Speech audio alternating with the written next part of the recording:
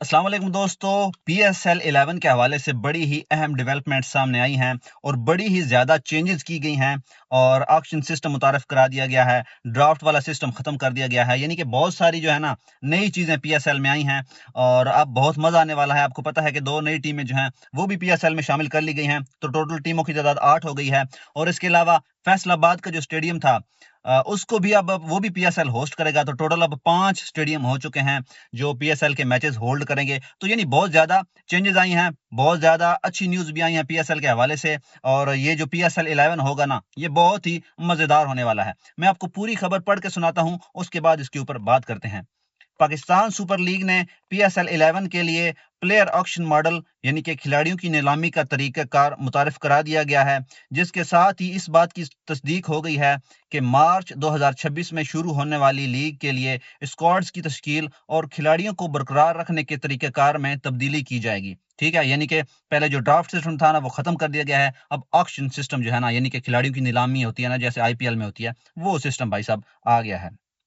अच्छा, एक दिहाई तक रिवायती ड्राफ्ट फॉर्मेट इस्तेमाल करने के बाद PSL 11 के लिए प्लेयर ड्राफ्ट सिस्टम की जगह प्लेयर ऑक्शन मॉडल अपनाया जाएगा।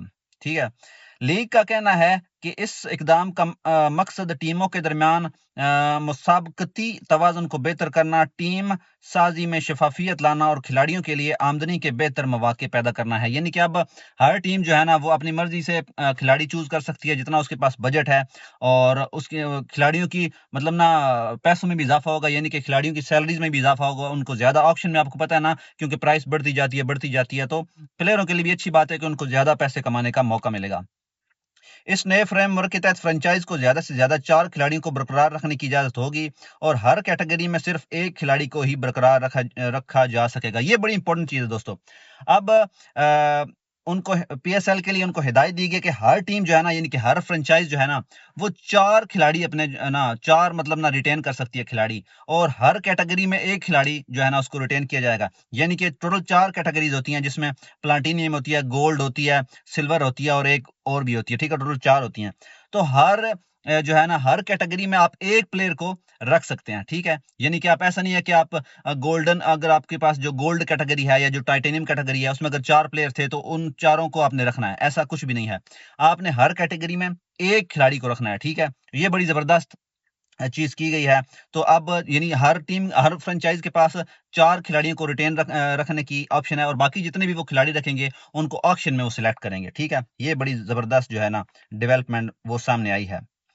उसके बाद दोस्तों ये सिर्फ अच्छा, और हर कैटेगरी में सिर्फ एक खिलाड़ी को ही बरकरार रखा जाएगा। ये गुज़िश्ता सीजन के मुकाबले में एक बड़ी तब्दीली है, जहां टीमें 8 खिलाड़ियों तक को बरकरार रख सकती थीं और इसके साथ-साथ मेंटोर्स और ब्रांड एम्बेसडर और राइट टू मैच जैसे इजाफी कवानीन भी मौजूद थे। मतलब पहले बहुत सी चीजें थी, ये बहुत से कवानीन थे जिनकी वजह से ना हर जो फ्रेंचाइज थी वो मेन खिलाड़ी अपने पास रख सकता था, लेकिन अब ये सब कुछ खत्म कर दिया गया है।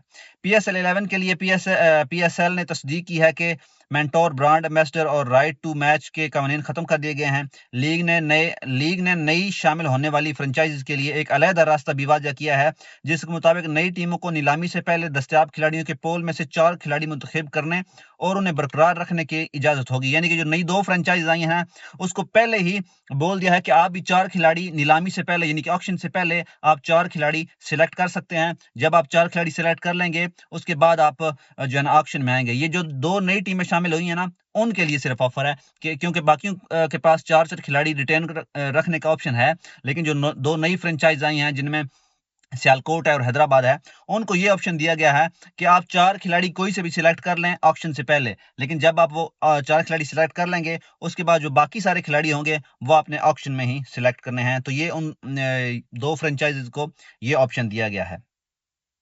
अच्छा, उसके बाद भाई साहब एक और अहम शिक के मुताबिक हर फ्रेंचाइज को एक गैर मुल्की खिलाड़ी की बराह रास्त दस्तखत करने की भी इजाजत होगी, बशर्तिया उस खिलाड़ी ने PSL 10 में शिरकत ना की हो, यानी कि जो पिछला PSL हुआ था।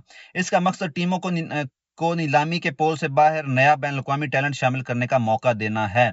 लीग के तजारती और मुसाबकती पहलुओं को मजबूत बनाने के लिए PSL ने खिलाड़ियों की तनख्वाहों के बजट यानी कि सैलरी पर्स को बढ़ाकर फी फ्रेंचाइज $16 लाख यानी कि $1.6 मिलियन कर दिया है, जिससे बेहतरीन मकामी खिलाड़ियों और नामवर गैर मुल्की क्रिकेटर्स को रागम करने में मदद मिलेगी। यानी हर फ्रेंचाइज को बोला है कि आप $16 लाख जो है ना वो ही स्पेंड कर सकते हैं, उससे ज्यादा आप नहीं कर सकते। उसी में आपने प्लेयर्स को सिलेक्ट करना है, उसी में आपने सारे मामला अपने देखने हैं।